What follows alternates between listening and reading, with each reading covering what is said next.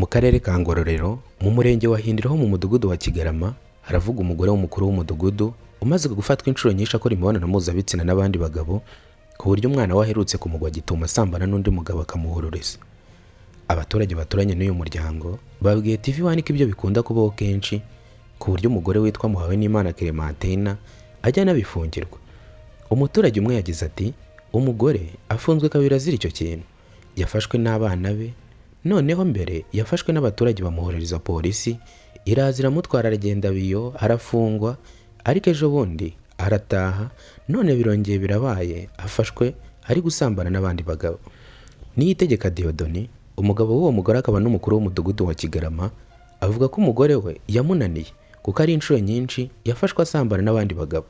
Ati ntabwo ari ubwa mbere, sinari mpari, narindi mu kazi aho ndari izamu, rero mutwara sibo niwe wamamagaye ati ihute mu rugo umwana aje kumpamagara ambwira ko asanze nyina ari kumwe n'undi mugabo ku gikuta baryamanye. Uyu mukuru w'umudugudu agaye umugore we wabaswe n'ingeso zo gusambana kandi bafitanye abana 7. Yagize ati yakabaye kuba intangarugero akavuga ati ndi umugore w'umukuru w'umudugudu, reka nkore neza bandebereho. Umuyobozi w'akarere ka Ngororero Nkusi Christopher yabwiye ikinyamakuru TV1 ko uyu muryango bagiye kwegera bakawugira inama yo kubana neza. Muhawenimana Clementina ushinzwe ubusambanyi, abaturage bavuga ko bamubuze nyuma y'uko ajyanwe mu buyobozi, yagerayo akavuga ko arwaye akajyanwa kwa muganga hanyuma agatoroka ibitaro.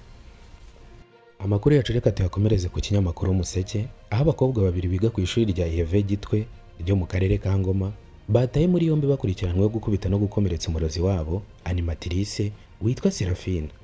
Ibi byabaye mu ijoro ryo ku itariki ya 6 Gicurasi 2026 bibera mu murenge wa Rukira, akagari ka Kibatsi, umudugudu wa Rugaragara, ari naho iri shuri riherereyeho.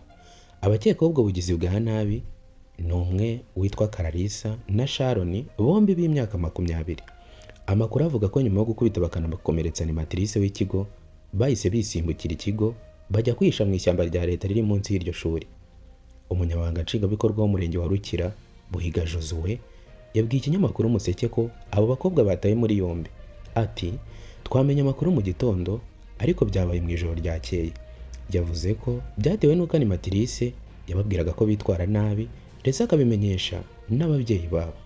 Yagize ati bavuye gusubiramo amasomo nimugoroba, bari barakaye ariko ntabyo bari bazi ko byabarakaje kuko yabareze ku babyeyi, bagiye aho baryama animatrice baramukubita. Gitifu Josuwe avuga ko bakoresheje inama n'abanyeshuri icyo gihe bari bacitse, ariko baje kubabona nyuma bashyikiriza urwego rw'ubugenzacyaha RIB sitasiyo ya Rukira. Uyu muyobozi avuga ko animatrice yakomerejwe cyane kandi ko yahise ajyanwa kwa muganga. Yasabye abanyeshuri kurangwa n'imyitwarire myiza kandi bakagendera ku mategeko agenga ikigo, ndetse asaba abarezi kuba hafi y'abanyeshuri babo. Amakuru yacu reka tuyakomereze ku kinyamakuru Umuryango, aho kivuga ko umugore yagiye gusengera muri Mo Kigali hanyuma agapfiramo. Umugore witwa Hagumimana Budesiana bakunze kwitwa Mama Mugisha yanyereye akubita umutwe hasi aho yari yagiye gusengera mu ishyamba rya Mo Kigali riherereye mu murenge wa Kimisagara Akarere ka Nyarugenge, ahita hasiga ubuzima. Uyu mugore w'abana 3 yapfuye mu gitondo cyo kuri uyu wa 4 tariki 7 Gicurasi 2026. Abatangabuhamya bavuze ko nyakwigendera yari yagiye gusengera muri Mo Kigali Kimisagara maze aranyerera akubita umutwe hasi ahita apfa. Umwe yagize ati yari yagiye gusengera muri Mo Kigali aranyerera arabirinduka agwa epfo ahita apfa. Yakomeje avuga ko uyu mubyeyi yari atuye mu kagari ka Kamuhoza mu murenge wa Kimisagara. Nyakwigendera akimara gupfa umuryango wahise umwijyanira mu biruhuko bw'ibitaro i Nyarugenge. Iyi ni Tayari Insight Rwanda.